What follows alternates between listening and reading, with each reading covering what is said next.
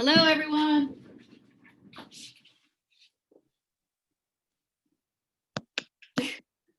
Hello. Hear me, everybody? Can you see me? Yeah. Oh, hold on. I see. Okay, so Charlotte her video's off. Crystal's video's off. There you are. Hi. Oh, Kaylee's coming in. Oops. Hold on. Admit. Hi, everyone. Is my room a mess? Like, No. I had to hop on like the last minute. I was running. Okay. So we have Kaylee. Oh, everybody's here. Hi. Hello. Hi, everyone. Hi. Thank you for making it. Okay. Are you guys, before we go live, everybody gets Zen? Mainly me. I literally just ran in and I'm like, oh my God, I'm running so late. But do you guys have any questions for me? Crystal, and you're on mute. Do you guys have any questions for me or did you see my email with the quick agenda, like how we'll run it? Yeah. Okay, awesome. Then I'm going to, let's see. Hold on, let me get my cue cards. Get myself together. Hold on. Just 1 second, sorry.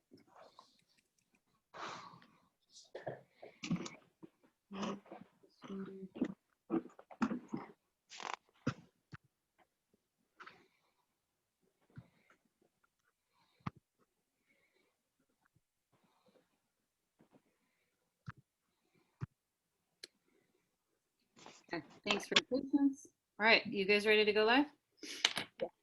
So everybody, can I get you all to say something just to make sure your volume is good? Hi, I'm here. Their names. Roll call. Hello. Can you hear me?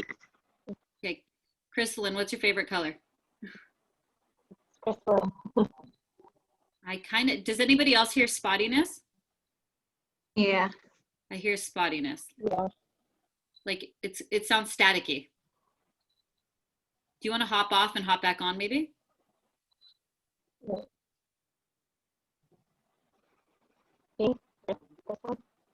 It's still staticky. Yeah. Let's go to Charlotte real quick. Charlotte, did you notice that you're wearing the same shirt as Crystalline? Was that planned? Yes, I did, yeah. I just need to hear you talk a little bit so that we see if your audio is good.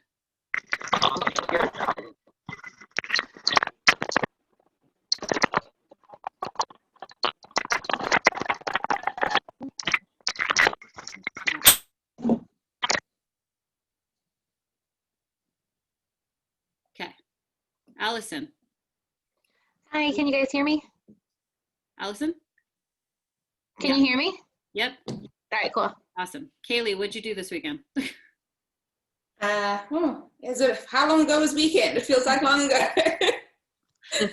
Not perfect. Charlotte, what'd you do last weekend? I can't even remember either, actually. How awful is that? But you sound good, and that's what's important. Okay. Crystalline, what'd you do last weekend?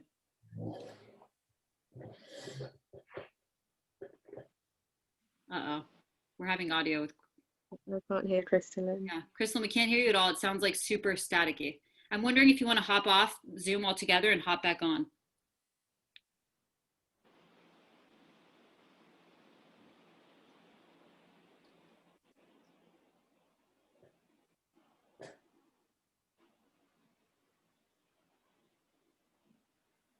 What time is it where everybody is?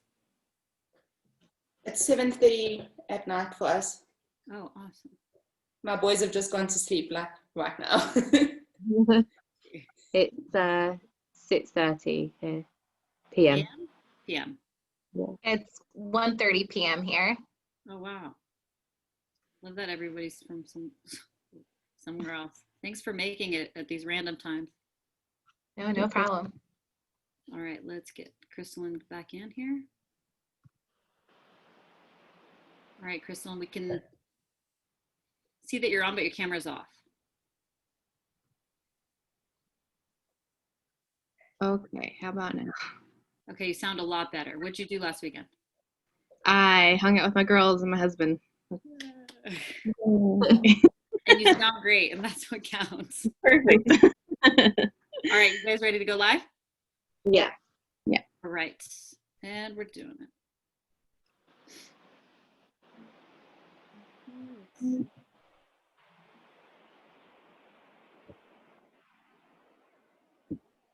Where is it?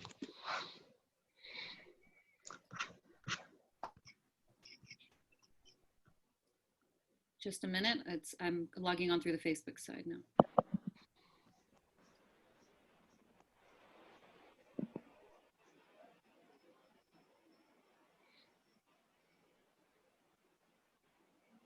Okay.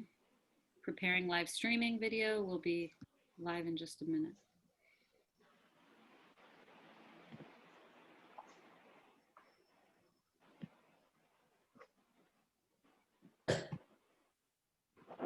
Oh, hold on. Now it's making me do a setting.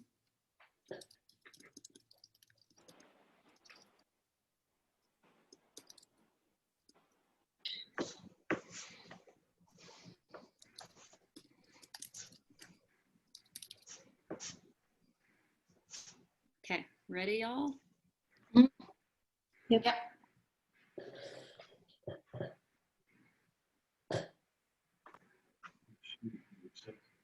Taking a little longer. I wonder if it's because we have more people on. Mine says it's live. Yeah, mine too. Are we live? We done? It says live on mine. Let's see. Yeah, it's live. Yep. Now I see we're live. Okay. Hi, everyone. We're live. This is me figuring out how to use my technology today. Hot Mess Express. Hold on. Okay. Let me. All right, cool. And okay. Hi, everyone. I'm Mariam Barnes, the founder of twinmom.com. And I'm here with 4 other lovely ladies who are joining us today to share their stories about being in the NICU. And the reason I wanted to do this live was because I was hoping that if these wonderful ladies could share their stories and their successes, their hardships, and their time in the NICU, it would help those of you that are either dealing with NICU now, have dealt with it in the past, and just want to have that camaraderie, or even those of you that are pregnant with twins now and fearful of NICU because it's super common with twins. Hi in Germany. We have got people from all over, South Africa, Germany. This is so awesome. So with that, we have Alison, Crystalline, Charlotte, and Kaylee, and they're also from all over the world, which is super awesome. And they all have different stories about their time in the NICU, their experience, why they were in the NICU. And so I am going to turn the mic over to them, starting with Alison, if you don't mind sharing your story with us about, if you could start with how early you delivered, why you spent time in the NICU, some of the complications you had, just a little intro about you and your kids. Sure. Hi, everyone. My name is Allison. I'm based out of New York, and I have twin boys, Connor and Jackson. They were born when I was 27 weeks pregnant. I was admitted to the hospital at 23 weeks due to preeclampsia. Both of the boys had been measuring small, but they hadn't grown at all since my 20-week scan. So I was admitted to the hospital. I spent a month there before they were delivered. Connor spent 135 days in the NICU. Jackson had a more extreme visit. He was there for 532 days. So he spent 331 days in the NICU itself, and then he spent an additional 201 days in a long-term care facility. But they're both home now. Jackson just came home in March, so we've been quarantined together, which has been wonderful, just having both of them under the same roof finally. They do have some lingering complications. They both have G-tubes for feeding. They don't eat anything by mouth. And Jackson also has a tracheotomy. So he has a trach that allows him to breathe. He's on a ventilator at night for sleeping. And then he's on supplemental oxygen during the day. They have a lot of follow-up appointments and things like that. But all in all, despite the long NICU journey, they're home and they're doing great. So I look forward to talking with you guys today. Awesome. Thanks for taking time to share your story. Crystalline, if you could do a little intro. Hi, my name is Crystalline. I have two twin girls. They are mono twins. So I knew kind of early on that I was going to be in the hospital pretty early and that my girls were going to be in the NICU. I was planned to go in the hospital at 26 weeks, but one of my girls decided at 25th week during one of the monitorings that it was time for me to go in the hospital. During one of the scans, her heart rate dropped super low. It was kind of scary. We were sitting there. We could even see her heart rate drop in the scan itself. So off to the hospital I went. From there, I spent a lot of time. I spent the beginning of COVID actually in the little bubble of the hospital. My girls were delivered at 32 weeks and 6 days on April 24th and went straight from delivery room and C-section to straight into the NICU. I got to look at them, but I didn't get to hold them or see them or anything, farther than like a couple feet away from me. They spent 36 and 41 days in the NICU. I got kind of lucky in that there weren't any major complications with them. One of my girls has a small little hole in her heart, but luckily we're taking that. It's under control and my doctors aren't super worried about it. Both girls are home and happy, little smiling little girls right now. They're 4 months, about to turn 5 months in the end of the month this month. And yeah, that's kind of the big gist of my story. That's awesome. Let's go to Kaylee then. Hi everyone, I'm Kaylee. I have identical twin boys. Their names are Cade and Kai. They were born just before 32 weeks. Really unexpectedly, really unexpectedly. I had a textbook pregnancy, no complications, no glitches. I ran a 5K the Sunday before they were born. And then on the Monday morning,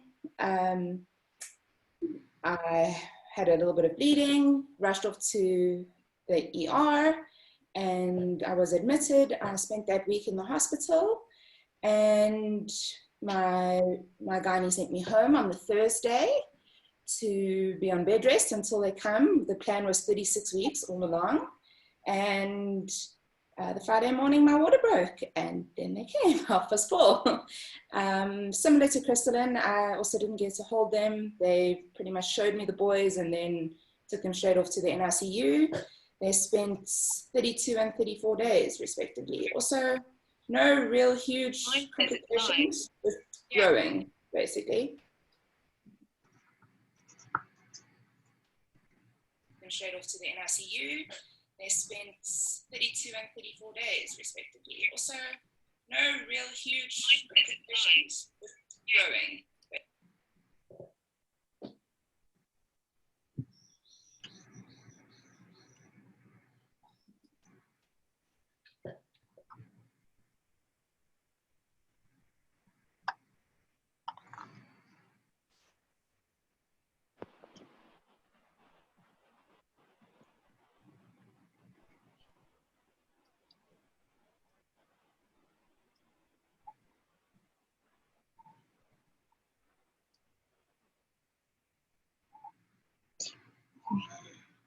Hello? Hi? I'm still here. Did we end our, oh, we're still live. Okay, sorry. My screen totally froze. Oh no. We're still live, but I didn't hear what you had last said. Did you get to wrap up? I'm sorry to interrupt you. Yeah, I wrapped up. Okay, thank you. Sorry about that. Charlotte actually has a NICU support group, more of like I'll let you explain it, Charlotte, called NICU Natter, which you can follow her on Instagram also. But if you'd like to go ahead and introduce yourself and your story, that'd be awesome. Sure. So I'm Charlotte. I'm based in just outside of London in the United Kingdom, and I'm not a twin mum. I have one boy. He was born at 26 plus 6 weeks. It was also very. I had a textbook pregnancy like Kaylee. Everything was going fine. I was at work on the Friday, went swimming. Saturday morning, woke up to go pregnancy yoga, and I was just in horrendous pain. And I got to the hospital, and within an hour, he was born. No reason for it other than just I was told it was just spontaneous labour. We spent 93 days in the NICU. and he came home requiring home oxygen. He came home in the October last year, and he had oxygen until February this year, so not too long, fortunately.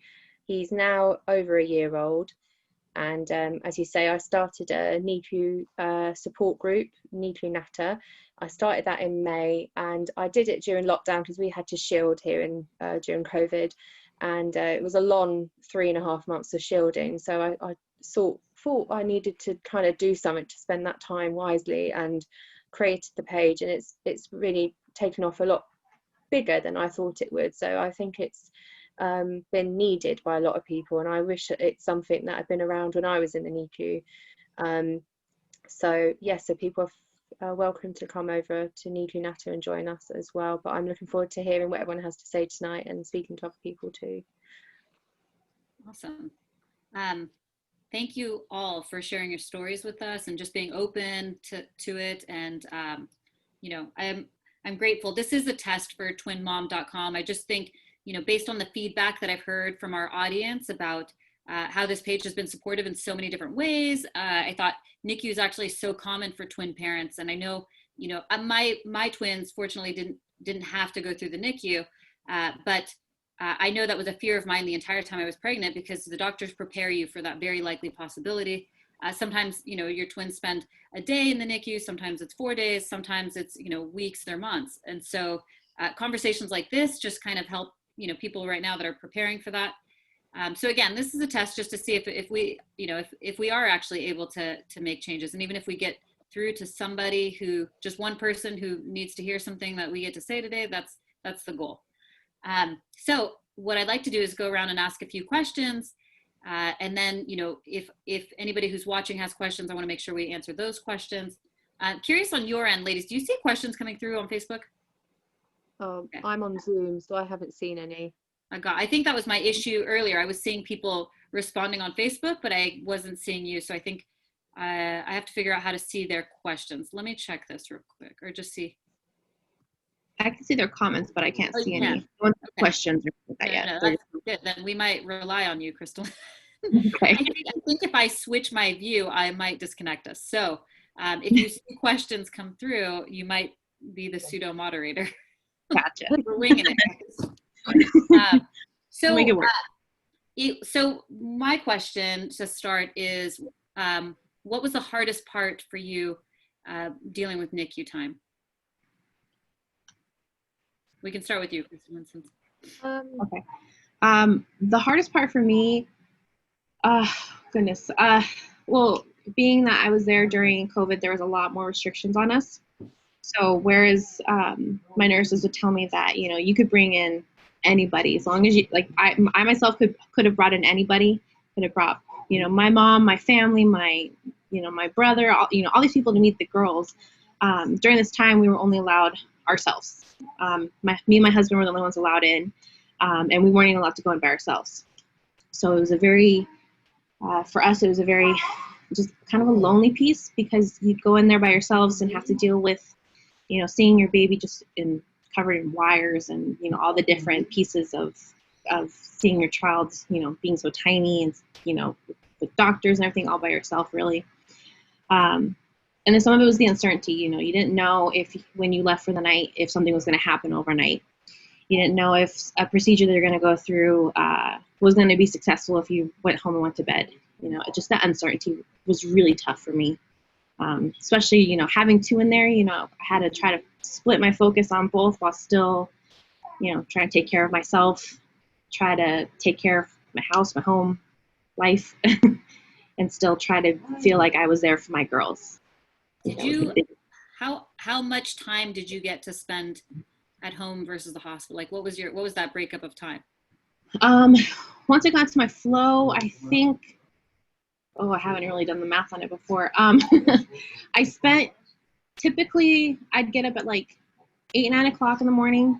I'd try to get to the hospital around 11. I'd be there until like 6 o'clock, I want to say.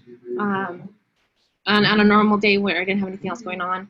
And then I would go home, you know, try to deal with home stuff and sleep. So I think I spent, you know, a good chunk of, you know, like basically like a full work shift kind of situation where I'd be there with them. That's a lot. It's a lot to manage. I mean, a lot to handle. Alison, I'm curious, same question for you. For us, I think the hardest part for us, and I'm sure it's a lot for other twin parents, is that, you know, they don't always come home on the same day. And in our case, there was like a 400-day, over a year difference from when one came home to the other. That was hard because at our NICU where they were born, once Connor came home, we couldn't bring him to see Jackson. Shortly after that, Jackson got transferred from the hospital we were at in New Jersey to Philadelphia.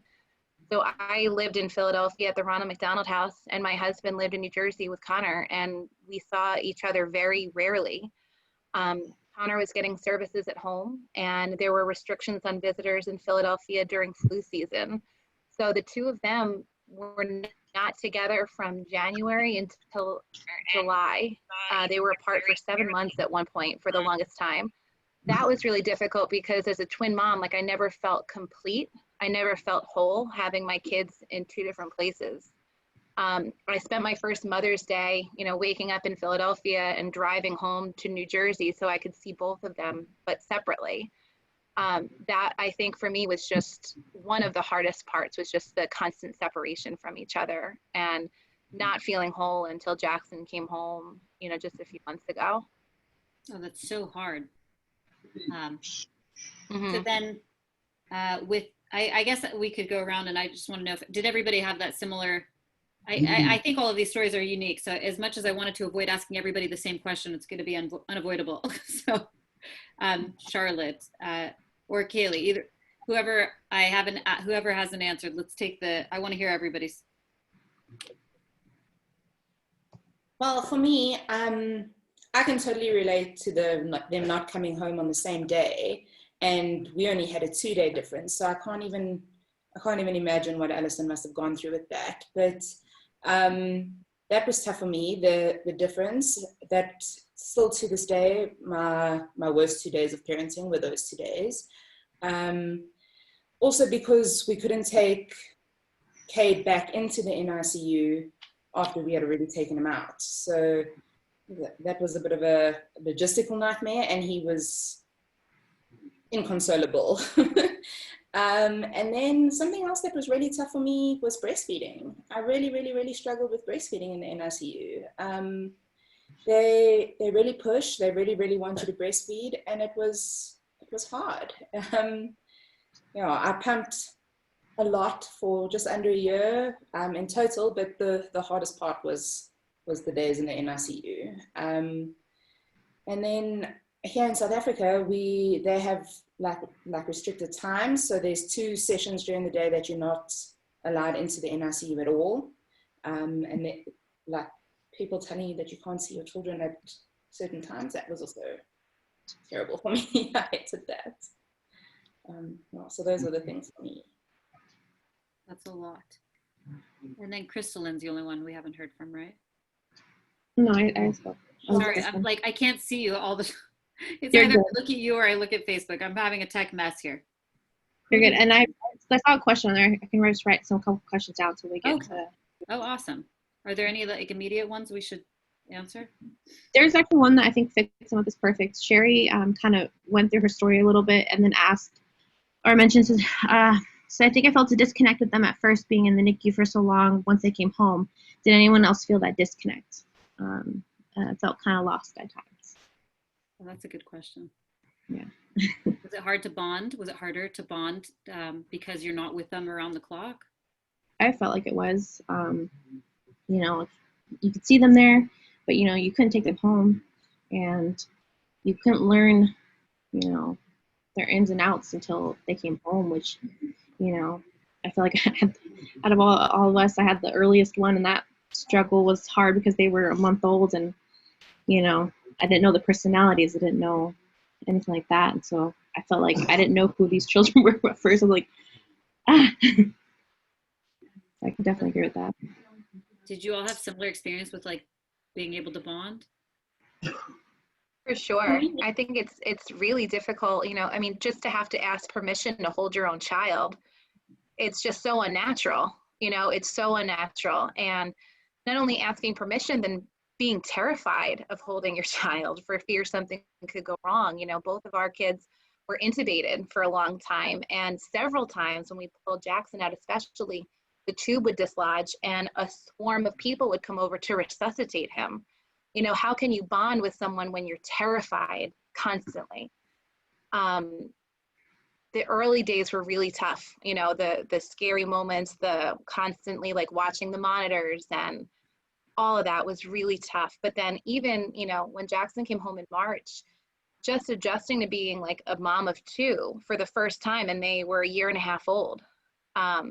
You don't know exactly, like Crystalline said, like the personalities are already like formed at that point, and it's trying to like rebond all over again in a home environment is so different than the bond that you develop with them, I think, in a NICU setting. It's the first time you really feel like their mom. You know, at the hospital, there's other people constantly giving them things you can't give them. When they're home, then it's finally like, okay, it's me. I'm doing this. I'm their mom. I'm in charge of, you know, their diaper changes, their bath times, everything, their medicine. So it's almost like learning how to interact with them all over again. Same for you guys, Charlotte and I think Yeah. Haley?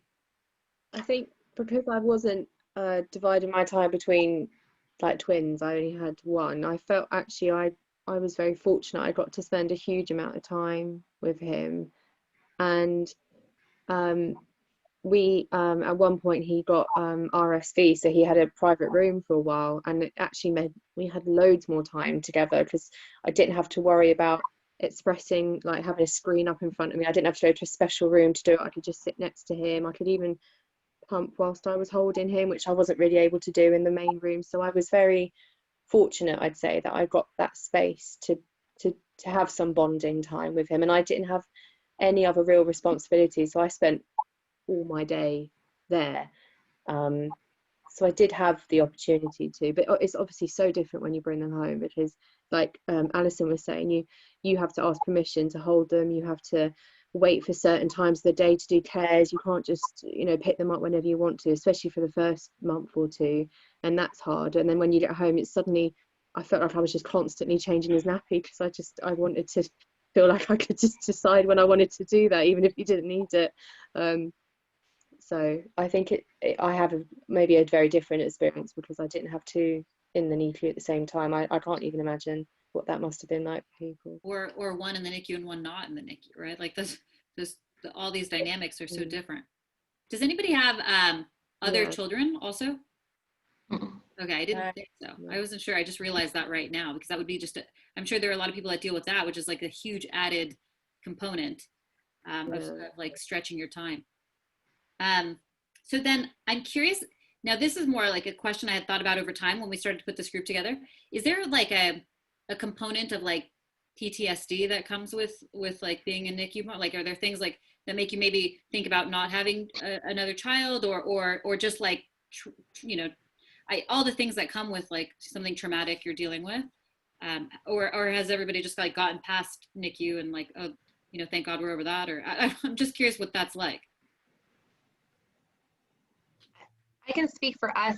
My husband and I were both diagnosed with PTSD after seeing therapists, you know, after, you know, Jackson was airlifted, it was unexpected, just all the things we went through.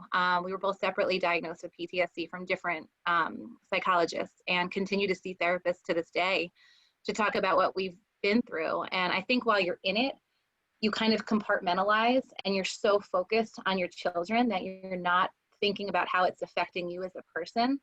And then once you kind of come home and step back and have time to really digest what you just went through, you know, at least for us, like I would have flashes of just like crazy things that happen, or like random memories would pop into my head. So I think it is super important to talk about how you're feeling, to be honest about how you're feeling, and to know that it's okay, you know, to have these emotions. And I think one of the most dangerous things that we do is we kind of push things down and not address it. And then it bubbles up later in unexpected ways. So, you know, being in a NICU is a traumatic experience. And, you know, being able to talk about that with professionals, I think is really important. I think kudos to you for taking the time to work on that. I mean, or just like work through it rather. What about anybody else? I'm curious, is that? Yeah, for me, it was the same. I feel like I had blocked it out completely until we started preparing for their first birthday. And when I started going through the memories and actually like leading up to the things that led up to their birthday and to their birth, and I started going back through the photos, and I remembered things that I hadn't thought of since we were literally in the NICU. I just like decided I wasn't ever going to think about that again. And it was really hard for me. It was worse for me now than what I think it was for me at the time. I think at the time you just survive and you do it because you have to. And it was, I really struggled coming up to their first birthday. It was awful. Like, it's not natural. It's not a natural way to have a baby. It's not a natural way to have a family. I used to say to my husband, we're going to visit the NICU's babies. We're not going to see our twins. We're going to visit their babies. And that's how I felt. And when I brought them home, I felt completely incompetent because I didn't know how to deal with my own kids. So yeah, it's terrible. That's a lot. What about you, Crystalline? Yeah, I can agree with that. Something that when I said was the monitors, and it's funny because I was watching a show not too long ago, and I was they had one of the monitors go off, and it just brought me back to when like you're sitting there with your baby and the monitor's just going off and you're not sure what's going on. It brought back that panic feeling of like what's causing that monitor to go off, and it was kind of crazy. I know I haven't fully processed through, they're still so young for me that I'm still in the process, I know, of getting through the NICU scenario and everything like that. So, but yeah, definitely when I hear the monitors on like TV and stuff like that, it brings me back to it. It's a weird kind of flashback feeling. Well, same for you, Charlotte, or have you? I wouldn't say I experienced, I don't think I would say I'd have any sort of symptoms of PTSD. I mean, there's obviously I would never ever want to repeat that experience ever again. And what you asked about, has it made you think differently about having children in the future? Without a doubt. I think for a very long time I was adamant that this would be the last one, first and last, because the thought of doing this again I just don't know if I could do it again, because you do it once, and as Alison and Katie said, you're living it, so you don't even have time to really think about what's happening until you get home. But I've done that now. I'm home now. I know exactly what that is like, and I know when we were there for 3 months, so I saw a lot of things happen to other babies that maybe didn't happen to us, but you see a lot. And the fact that they don't know why Theo was born early, they still don't know. There's no they won't do any more testing now, that's it, you just had a spontaneous premature baby. I will get, if I get pregnant again, I will be monitored more closely, but there's nothing to suggest that it won't happen again. And that terrifies me, actually. And I don't know if any other mum, unless you know for a fact it was a one-off, which is even in itself, that's very hard to know. I can see why other mums who've been through this just go, no, one is enough for me now, for that reason, because you don't know if you've got, and then like you said, if I had to do that again, I'd have Theo at home. Like, how do you manage a sibling at home and then still go to the hospital? Our hospital was a half-hour drive, so it's not very far, but that's an hour's driving every day, and then you've still got another child at home. I don't know if that's something I'd want to put myself through. Still unsure about it. It's a lot, and half hour is not very close either. I feel like if you're like, I know when you have a baby, especially one that tiny, it's like the next room feels far away. So I couldn't imagine. Are there any questions from the audience that we should answer? One person asked, Courtney asked, has anyone had a twin born with a brain aneurysm? No. Other than that, I haven't seen any other questions pop up. No. Sorry, we can't answer that. Yeah. Is there any other ones? Not that I've seen. There's a lot of back and forth. They're actually all talking. I mean, well, then I have a couple of more, and then we'll see if there are other audience questions. If not, then so I'm curious if you could go back in time and tell your NICU self one thing or anything that would help. What would you tell yourself if you could go back in time? I think I'd say that this will end. You will get to the end of this. You will get home, because you just, every day just feels like you are never going home. I remember at one point, my husband had to buy himself a car because he was still working, and I was obviously driving to the NICU, and I was saying, oh, well, I need to sort this out on the car because when I go there, and he was like, Charlotte, this isn't forever. You need to remember this. This isn't something you'll need to do forever and ever. You don't need to sort this out because we won't be doing this time next year. And I think when you're doing it, you just don't think beyond that. And I think I would say that to myself. There is going to be an end to this. You won't be doing this forever. That's good. I'm hoping any words that you have for yourself for back in NICU day will help somebody today. Does anybody else have anything they would address? Something I would say is to just celebrate every single small victory while you're in the NICU, because it feels like an eternity, and they don't really, I don't know how it was in other countries in the world, but they didn't really give us a lot of information. Nobody was saying to us this much more time, this much, they need to do this, they need to, and I feel like if I had just taken every small victory, I think I would have felt like we were achieving something. But towards the end of that time, I was just felt like, is this ever going to end? So small victories, that for me is something I would tell somebody. Awesome. Because actually small victories are big victories with NICU. Awesome. Anybody else? Or if not, I can ask my next question. I would say just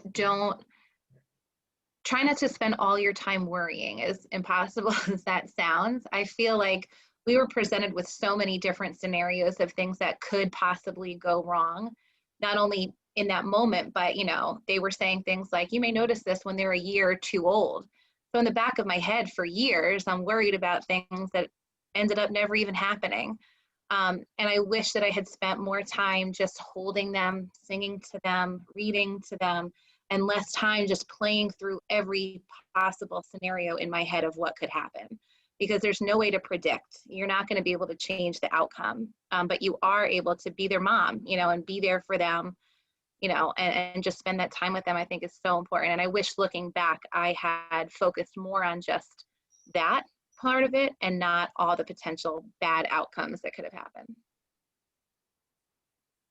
God, thank you for sharing that. The if I have a friend in NICU today or dealing with that, is there any gift or thing I could do to help, whether it be like bring food, like take care of their cat at home? Like, is there anything you would recommend to me as a friend of somebody in the NICU? I would say those sort of things, practical things. We had a friend, and my mum actually, they used to cook dinners for us. So by the time we got home from the hospital, we didn't have to cook. We just put it in the microwave or put it in the oven, and that was so helpful because some days we wouldn't leave the hospital till 7 or 8 p.m. and the energy you expend just sitting next to an incubator is ridiculous. You don't even think you're that tired, but by the time you get home, you are shattered. So to have practical help like that was amazing. And I'd say cooking dinners was the best thing that people did for us when we were in the NICU. That's all. Anybody else, or is that kind of the theme? Food.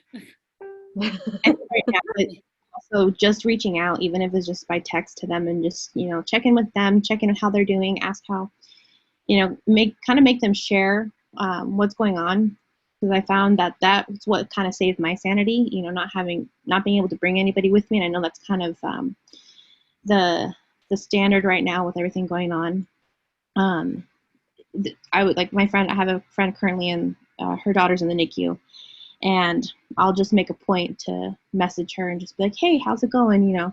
How's this? How's that? How's your daughter doing? And just kind of making sure she knows that she's heard and that there's multiple people out here who care about how her and her daughter are doing. And I think that goes a long way with that lonely feeling right now.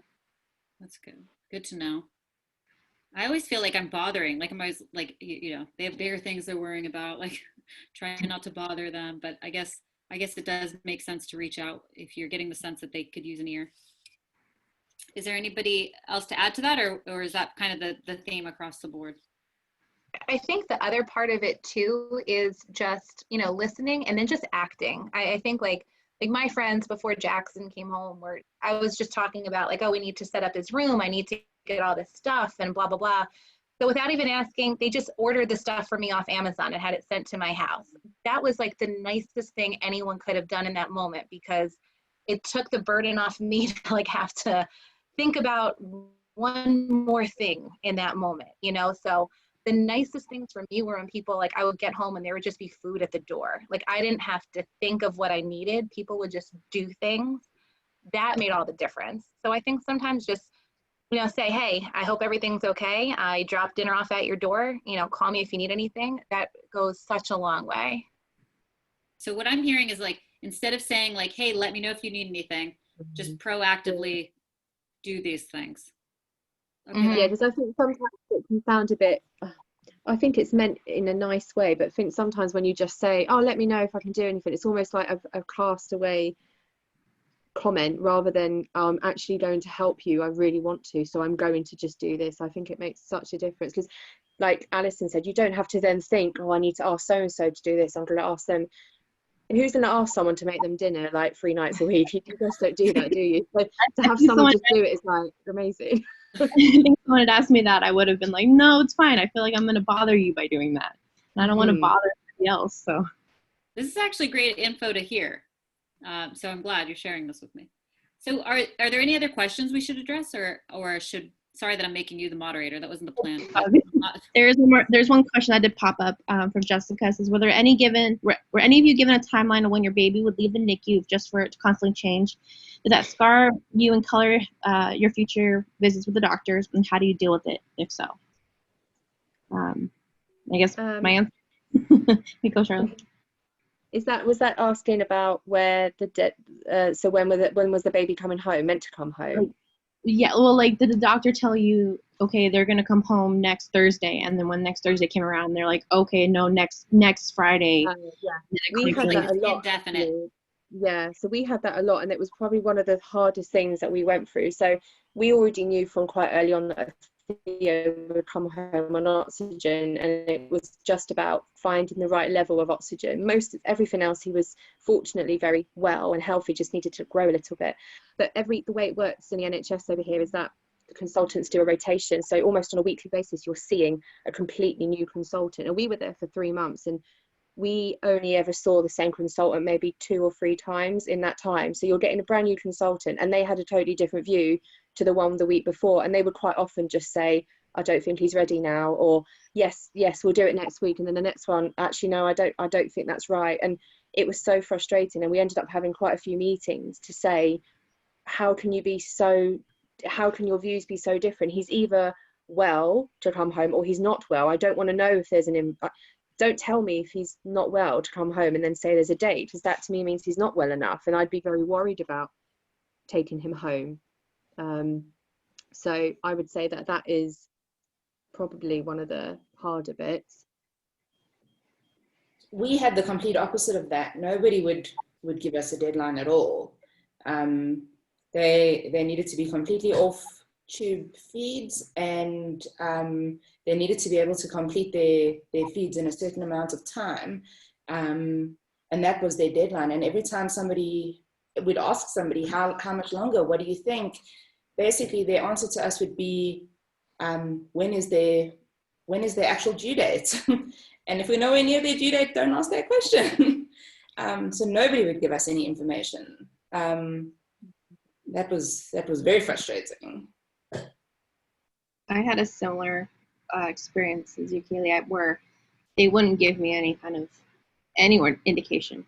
They had to hit these certain marks, and they spent the longest for them trying to feed, trying to get the right amount through a bottle and through breastfeeding and everything. And for me, that felt like it was going on for forever. So, but my nurses and doctors were really smart, all of them, about not giving me any timeline of like, it'll happen in this week, it'll happen in that. They were all really good about saying, being positive, but not, giving me a timeline, because that would have killed me if they told me, okay, they should be getting this in a week, and then not. For us, it was this similar. before they were born, we had staff from the NICU that came to my room.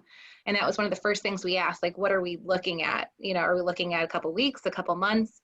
And they said, typically, you know, when a premature baby is born, they're home around the same time as their original due date.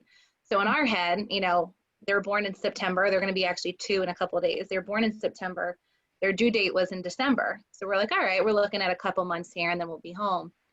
Connor came home the following January, so he was pretty close. But like I said, Jackson was there for 1.5 years. There's just no way to predict that kind of stuff. And I think we just got our hopes up so many times only to have something happen the next day. We also had a lot of issues once we were in Philadelphia trying to come back home towards New York with insurance things that caused delays, where they would only approve certain facilities and certain level of care and those kind of things. We ended up being in Philadelphia for at least 1.5 months longer than we really should have been, just while insurance stuff was being ironed out. So just things like that, just these frustrating roadblocks of I think sometimes the American healthcare system and the paperwork that's involved and the insurance that's involved caused us a lot of delays as well. But I think it's really important to have those family meetings as periodically as you can and just kind of get everyone on the same page, you know, and say like, look, like this doctor said this last week and now you're saying this. Let's get everyone in the same room and really figure out what's going on. Once we started doing those family meetings on a pretty regular basis, it gave us a little bit more consistency and we were able to like better predict what was going to happen, at least for the next couple of weeks, you know. So I think those are really important while we were there. Sounds so tough to have to manage that. Before I ask for like closing remarks or anything left, is there any, or do you know if there's any questions, Crystalline, my new moderator? No, that was the last one that I saw on there. Okay, awesome. Is there anything you guys would like to say in closing before we log off live? I think finding people who've been through what you're going through is really important. It's not something I did very much when I was in NICU until right at the end, and I wish I'd done it sooner, because it might not be physically lonely sitting next to an incubator. There's always doctors, nurses, you might be able to have visitors, but it is so mentally, emotionally lonely, because you are doing that. You might have a partner, but you are doing that on your own. You're maybe the only one sat there all day long, and it is really lonely. Finding someone that you can just talk to about that online who's been through it is, I think, one of the best things you can do. One of the best things I could have done for me anyway. Anybody else? Or I think, like what she said, you know, try to meet people who have been in a similar situation, who are going through the same thing. Also, don't focus on the things you're missing out on because of that NICU situation of what you're missing out with your baby. Focus on the positives, because otherwise you're going to go crazy. You're going to start dwelling on the things you missed out on, things you can't do, things you could have done, and it'll just drive you nuts. I think along the lines of what Charlotte said before is that to keep in mind that there will be an end to this. There will be a time when you're all home together.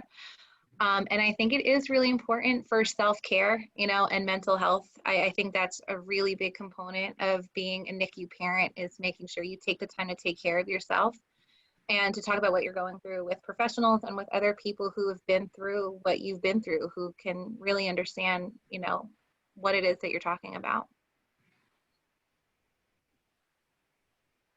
okay.